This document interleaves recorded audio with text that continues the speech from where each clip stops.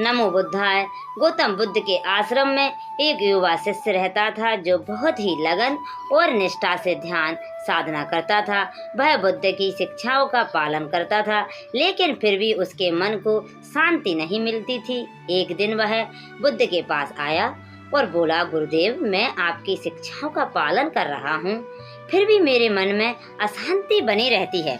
क्या कारण है कि मैं शांति का अनुभव नहीं कर पा रहा हूँ? बुद्ध मुस्कुराए और बोले, प्रिय शिष्य, मन की शांति पाने के लिए सिर्फ ध्यान ही पर्याप्त नहीं है, बल्कि जीवन को सही दृष्टिकोण से देखने की भी आवश्यकता होती है।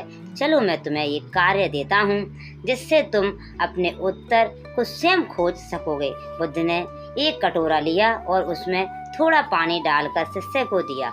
उन्होंने कहा, इस कटोरे को नदी से पूरा भर कर लाओ, लेकिन ध्यान रखना इसमें से एक भी बूंद गिरनी नहीं चाहिए।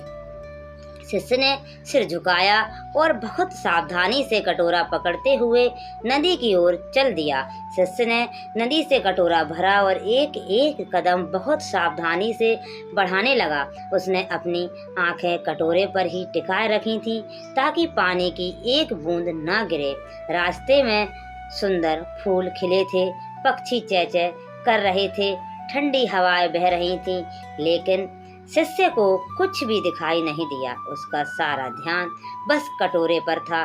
जब वह बुद्ध के पास पहुंचा तो उसका चेहरा चिंता और थकान से भरा हुआ था। बुद्ध ने मुस्कुराकर पूछा, बताओ, क्या तुमने रास्ते में कुछ देखा? शिष्य ने सिर हिलाकर कहा, नहीं गुरुदेव, मेरा पूरा ध्यान कटोरे पर था, इसलिए मैंने कुछ भी नहीं देखा। बुद्ध ने सिर हिलाया और बोले, अच्छा, अब फिर से जाओ, कटोरे को पानी से भरो, लेकिन इस बार चलते समय अपने चारों ओर भी ध्यान देना। शिष्य बुद्ध की बात सुनकर थोड़ा आश्चर्यचकित हुआ, लेकिन उसने सिर झुकाया और पुनः नदी की ओर चल पड़ा। इस बार शिष्य ने पानी से कटोरा भरा और सहज रूप से चलने लगा। उसने अपनी चारों ओर देखा।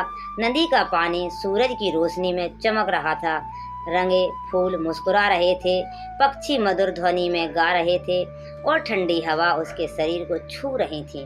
वह पहले की तुलना में अधिक खुश और हल्का महसूस कर रहा था। उसने रास्ते का पूरा आनंद लिया। जब वह बुद्ध के पास पहुंचा तो उसके चेहरे पर संतोष और आनंद का भाव था। हालांकि कुछ बूंदें कटोरे से गिर चुकी थीं। बुद्ध ने पूछा, इस बार तुमने क्या अनुभव किया?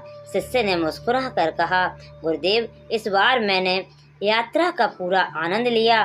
फूलों की खुशबू में महसूस की, पक्षियों का संगीत भी सुना मैंने और हवा की ठंडक का अनुभव किया, लेकिन कुछ बूंदें गिर गईं। बुद्ध ने सिर हिलाया और बोले, यही जीवन का रहस्य है। बुद्ध बोले, जब तुम पहली बार गए तो तुम्हारा पूरा ध्यान बस कटोरे को संभालने में था। इस कारण तुम्हें ना तो यात्रा का आनंद मिला और ना ही कोई अनुभव। लेकिन जब तुमने दूसरी बार यात्रा की तब तुमने अपनी सजगता बनाए रखते हुए प्रकृति का भी आनंद लिया। यही जीवन का रहस्य है। यदि तुम हमेशा चिंता में डूबे रहोगे और सिर्फ अपने लक्ष्यों को पकड़ने की कोशिश करोगे तो तुम जीवन की सुंदरता को देखने से चूक जाओगे। लेकिन यदि तुम अपने लक्ष्य की ओर बढ़ते हुए अपने आसपास की सुंदरता को भी देखोगे तो जीवन अधिक समृद्ध और आनंदमय लगेगा। सच्चा आध्यात्मिक दृष्टिकोण यह नहीं कि हम अपने लक्ष्य को पाना छोड़ दें, बल्कि यह है कि हम संतुलन बनाए रखें, सजगता भी हो और सहजता भी।